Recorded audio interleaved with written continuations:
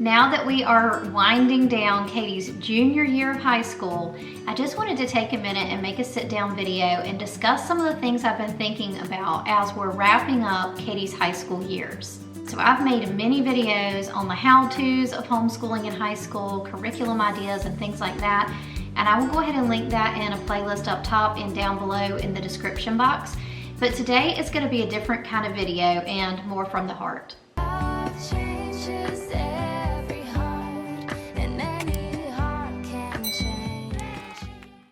Hello and welcome back to our channel. I'm Colleen and this is Our Blessed Life, and today we're going to be talking a little bit more about homeschooling in high school and some of the things that I've learned as we are nearing the end of Katie's high school experience. So Katie was in public school until 3rd grade, and so I've been homeschooling her for a long time now. And now that Sophie has entered 2nd grade this year, I have now homeschooled every single grade except for 12th grade. Including preschool for Sophie. So it has been quite an experience, and as we are kind of wrapping up Katie's high school years, I'm just thinking about some things that I haven't really talked about before, or maybe not in this way on my channel. And so I thought maybe some of you might like to hear about some of these things that I'm thinking about at this stage in our homeschooling and high school experience. So really 6 things have been standing out to me that I wanted to talk about today. So the first thing that I was thinking about is actually the goal of high school. So I think if we got a bunch of people together and said, what is the goal of high school? We might have different answers for that. Somebody might say, well, you know, we're checking off the boxes required by the state because we want to get a diploma, or we are checking off the boxes required by the state as well as some local colleges because we want to get into college. It might just be to finish what we started. There's all kinds of answers that you can give, but I have been thinking about what I think the goal of high school is, or what I want the goal of high school to be for Katie in our homeschool. And so for the past 3 years now, or past 2 years, and then this being the 3rd year, the goal that I have had for Katie in high school is to become an independent thinker. So that is really the main goal that I am shooting for with Katie in high school. Now, obviously, she is a college-bound student. We are definitely making sure that we're checking the boxes, doing the diploma, and all that kind of stuff. But my greatest focus is for her to come out of high school to become an independent thinker. I want her to be an independent thinker who can seek truth. So let me back up and say that for me, the educational purpose anyway for elementary school and middle school, they kind of lead up to the purpose of high school. So for me, the educational purpose of elementary school is to learn to read and write and do basic math. So to do all these things to prepare you for middle school. And for me, the purpose of middle school is to create an independent learner. So becoming an independent learner in middle school really sets up a student to be able to really navigate high school and be able to do high school well, independently, the way they really should be able to at that point. And then obviously being an independent learner is going to help that student in college and beyond as they learn things after high school. So then for me, the goal of high school is to create an independent thinker. I want Katie to be able to collect and analyze facts. I want her to be able to draw conclusions about the information. I want her to be able to detect bias. I want her to be able to take that information and present it to someone in the form of a paper or public speaking or whatever, and to really to be able to argue her opinion as well. So in order to facilitate this, we've spent a lot of time on detecting bias, seeking truth. We have spent a good bit of time as far as history is concerned in really going back to those source documents to find out, history curriculum right now is a very difficult path to navigate because there's a lot of history where you will get a textbook and it's really not going back to source documents, it's going back to someone's opinion when they wrote a textbook, and then it's been repeated and repeated and repeated. So we're trying to look at the textbook, what does the textbook say, and then let's go back to those original documents and let's form our own opinion about that historical figure what did they really think? How do we know they thought that? What did they say in their own words? It's also important to know that even though we're encouraging independent thinkers and independent learners in high school and middle school, that we're still going to need some one-on-one time with them as they're doing their work. So there's going to be a need for, grading and discussing papers, what they're learning, maybe discussing novels with them and things like that. So it's important to remember to save that one-on-one time. We're not just cutting them loose in high school. The next thing that I've been thinking a lot lately is how short the time is. Y'all, seriously, the time is short. Remember when you held that newborn baby in your arms and like a week later they were a toddler running around the house? Well, high school feels a lot faster than that to me. It's crazy how fast it is. You start homeschooling your 9th grader and you think, wow, 4 years, we've got all the stuff we've got to do, but it really goes by fast. And to me, it goes by faster than even those baby years. So the idea for me that next year I will have a senior in high school is just mind-boggling. It's shocking. How did we get here so fast? It's really hard for me to wrap my brain around. But here we are. So since I have, since I'm thinking now about how quickly the time moves and how close we are to the end of Katie's, high school experience, 2 things stand out to me with regard to time moving so quickly. The first thing is that the relationship with your child is so important. The relationship that you develop with your child is way more important than the academics. So whatever is going on in your household and you're weighing what's going on today versus the academics that need to get done, always prioritize the relationship. I think many parents are scared of the teenage years just because in our society the teenage years are kind of thought badly of, and you hear about relationships being difficult between, maybe moms and daughters or parents and children. And I just don't really think that it has to be that way. If I've read comments on other videos or I've read comments like in Facebook groups and things like that, it does seem to be something that people are truly scared of. Maybe you're homeschooling a 3rd or 4th grader and you're just thinking, oh, I can kind of see them getting a little bit of sass, I'm just so concerned about the teenage years or whatever. But Mama, I would just say this to you. The time that you put in the late elementary and all through middle school, that time is precious and really helps build that relationship so you don't have those issues when your child is a teen. So my best advice on that topic is just put the time in, especially as they get older and they start to kind of be seeking independence, pushing away from you as the mom, trying to be more of an independent person. Give them the independence, but definitely work on the relationship. Spend time with them, listen to them.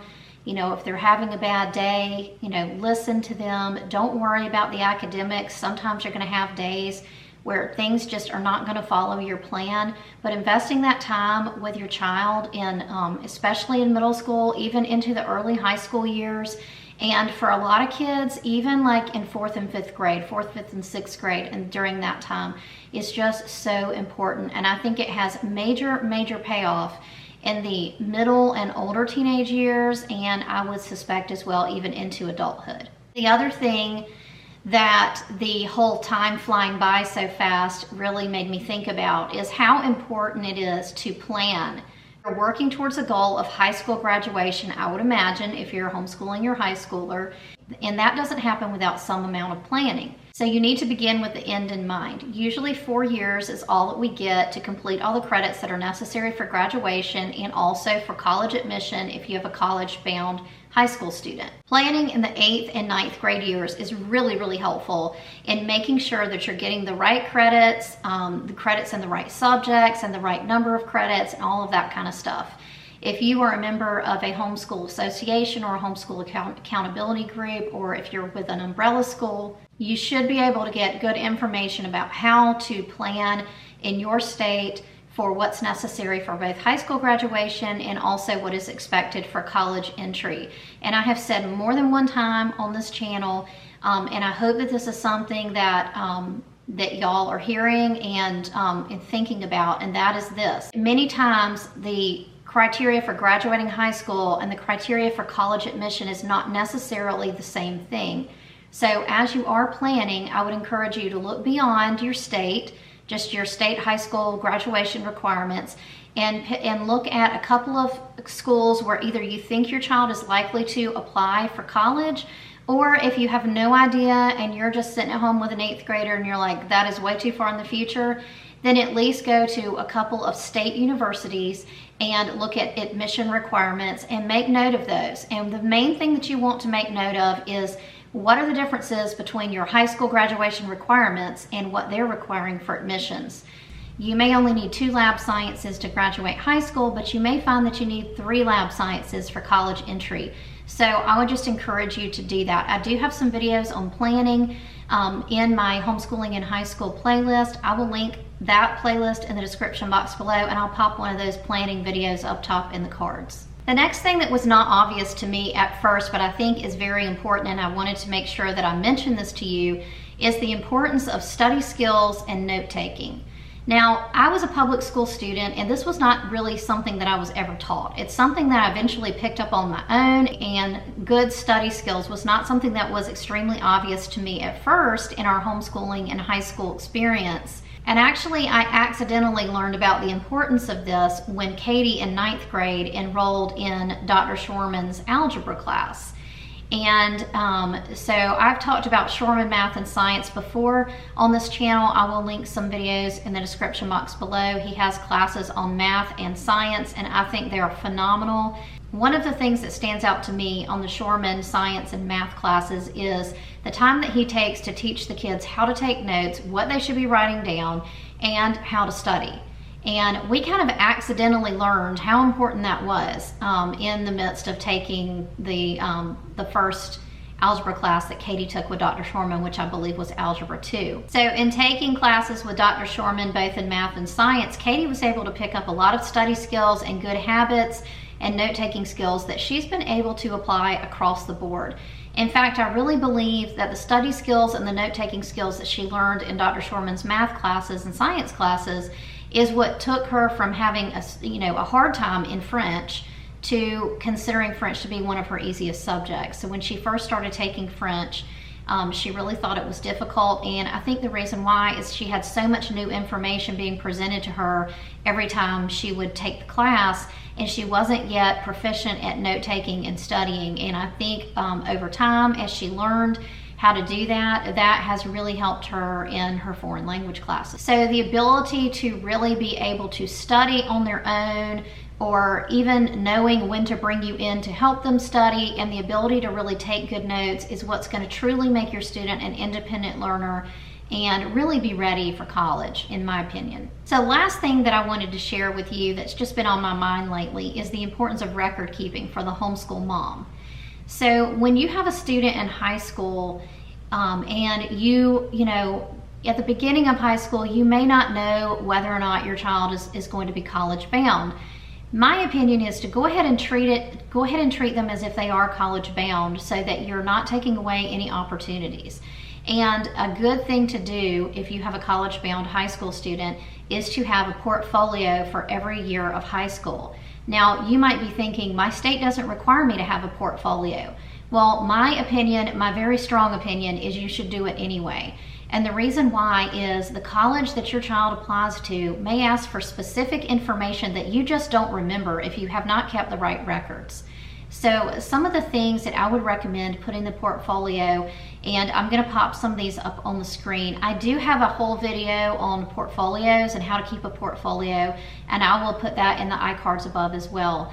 But some of the things that I think are super important to go in a portfolio, whether your state requires it or not, especially for high school students, would be lesson plans and assignments that they have all year, all of the grades that you have for individual projects, papers, essays, tests and quizzes, anything like that, as well as the grade for the course.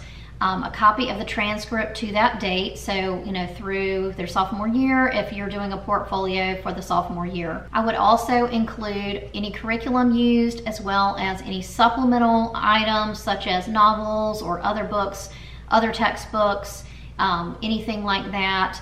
Also include field trips or anything extra that you're doing for each class, and then also include any extracurriculars or volunteer work in case you need to use that for college transcripts later on. And you're also going to want to keep a copy of that year's report card in your portfolio as well. When I organize portfolios, I generally will tab them by class and keep everything that's related to that class within that tabbed section. And at the very beginning of the portfolio will be a list of the classes, the report card, and all of that kind of stuff that's sort of like a summary of the year. For subject-specific classes, I think it's important as well, particularly for science, to make sure that you have a list of the labs that they did. I have heard stories where universities and colleges will ask for this when a student is applying to college, and that is a very difficult thing to get together several years later when you don't necessarily remember the 15 to 25 labs that your student did in 10th grade biology. So that's a really good thing to just go ahead and have in that portfolio. And then once your child is out of college and you're not applying anymore, or at least gets through the initial college application process, also keep a list of novels read for literature or any additional books that are read for history and classes like that. So again, it's really important to do this, especially if your student is college bound, because you never know what a college is going to request specifically from you as a homeschool parent, or from your student as a homeschool student, because they don't, we do things differently than public schools. And so they may be evaluating your science class to determine, was it truly high school level? Was it truly honors level? And that sort of thing. So anything that you can keep to prove your case is what you're going to want to do. And a portfolio for every year of high school is probably the easiest way to organize it and just have it at your fingertips if in the event that you need it. So like I said, I'm kind of, I've just been thinking a lot lately about how quickly time is flying, and I'm just so proud of everything that Katie has been able to accomplish in her high school years. And I was just thinking about some of those things that maybe I might want to share with other homeschool moms, as you might be in the midst of high school or getting ready for high school, maybe next year or in the upcoming years. So if you have any questions about anything specific, or if you have any video ideas that might be helpful to you, please let me know your questions or comments or video ideas in the comments below, and I definitely answer all of the comments that I get. I hope you enjoyed this video. If you liked it, please give it a thumbs up. Don't forget to subscribe, and we'll see you next time. Bye.